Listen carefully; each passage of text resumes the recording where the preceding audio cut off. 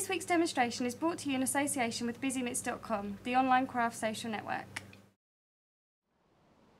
Hi, my name's Kate Hemmings and I'm pleased to welcome you to the Christmas special issue of Quick and Crafty magazine. I'm joined by Corinne Bradd, who's going to show us some of the projects as well as the fab free gift. Hi Corinne. Hello Kate. Yeah, well the free gift this issue is this lovely set of die-cut shapes in this beautiful green glitter card. Now Jill Albus has come up with a selection of cards and decorated tins and gift tags, and I do love these motifs. I love that snowflake motif. Snowflake's my favourite as well, it's lovely. She's jazzed them up with some pink and silver gemstones. I mean, pink and green is one of those colour schemes that's been around for ages, but it's still really, really popular.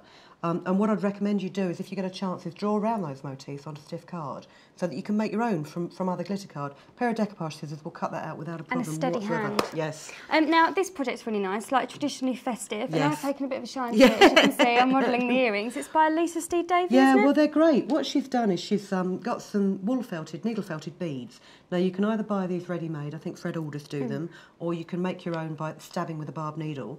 And then she's cut these in half to get a flat back, and she's decorated the top of this with Anita's dimensional paint, and she's sewn some tiny brown seed beads in there for the currants. And also, because it's got a flat back, you can use it for the body of the robin and the reindeer's nose.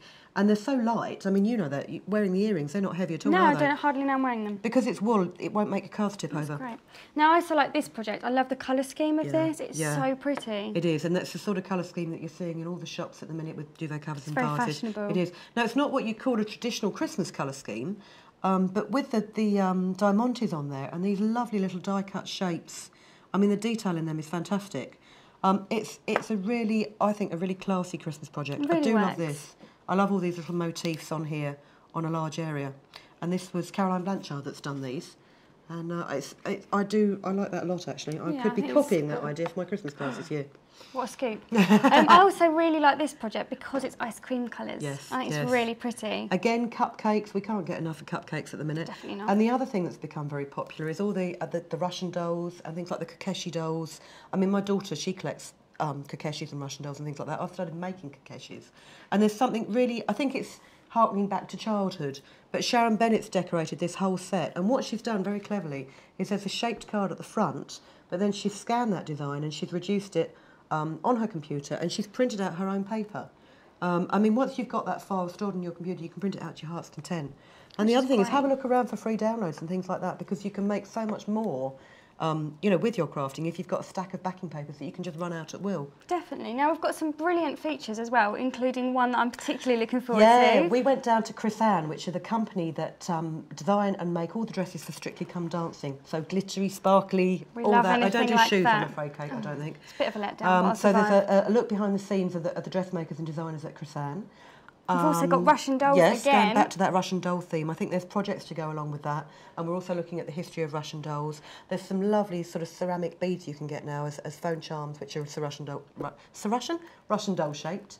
And we've got one on Christmas stitching. sewing as well, yeah, which is great near the time. Yeah. So angels, stockings, anything like that. Good if you're lacking inspiration, because you can do in the run up to Christmas. Yeah, and the other thing is also when the nights get colder and the darker, it's nice to just curl up on the sofa and just do a bit of hand have a sewing. little project. Yeah, it's great. And we've also got a brilliant subscription gift. It's $17.98 every 6 issues. So make sure you check out the subscription pages in your magazine. Yeah. Now, moving on to the demonstration, which is my favourite bit. I want to show you this.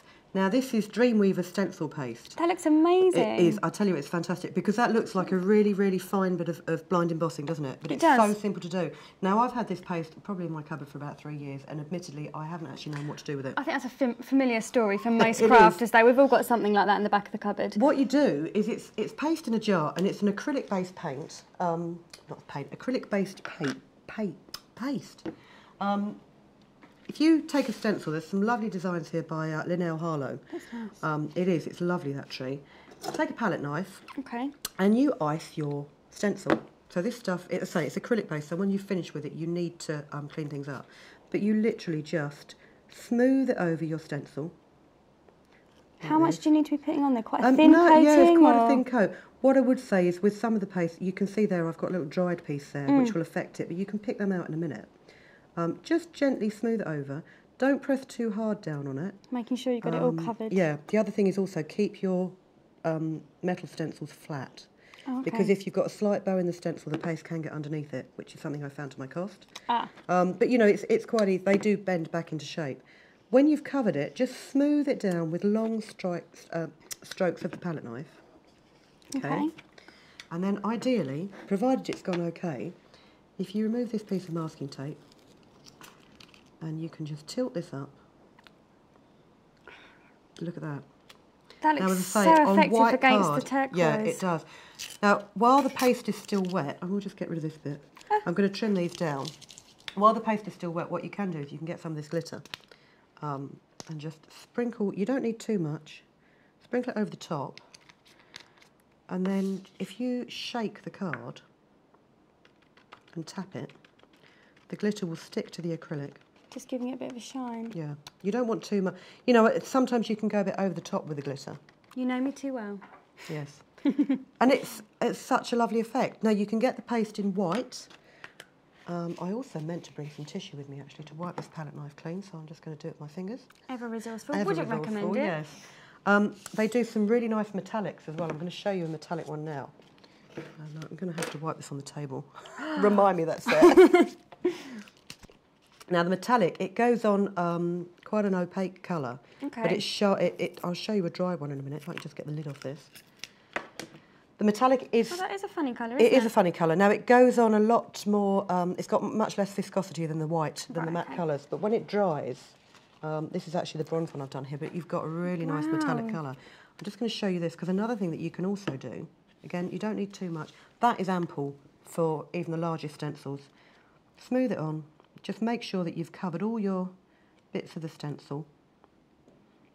And it is just like icing. It was like buttering a piece of bread. Stop it, you're making me hungry. Sorry. Keep talking about food. And then just use sweeping strokes to get the excess off. Like this. It's quite therapeutic to watch you doing, actually. Well, what I've found is if you're going to make multiple cards like this, your best bet is to tape all your stencils onto card to start with, and then just do the whole lot and then wash everything up afterwards. It does save a lot of time. And also, you know, there's less chance of bending the stencil if you're not having to wash it quite so often. Okay. Lift this up. Perfect. And then the other thing that you can do is while that's still wet, I've got paste all over me. While it's still wet, you can take little gemstones.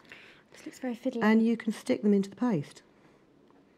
And the paste just sticks them down. You don't need to add glue or anything. Yeah. Well, it's almost. I mean, it's not PVA, but you know, because it dries hard.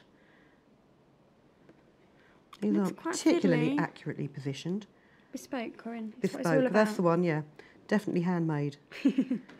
So you can cover that. And I mean, I've done some really nice cards here with the glitter. This is the glitter like does a colour add a really glitter. nice touch, actually. The other thing as well, actually, that I wanted to show you, have I got one here that... Yeah, with this one. This one's dry. In fact, I'll do it with this one. Oh, I like that. This is another tree stencil.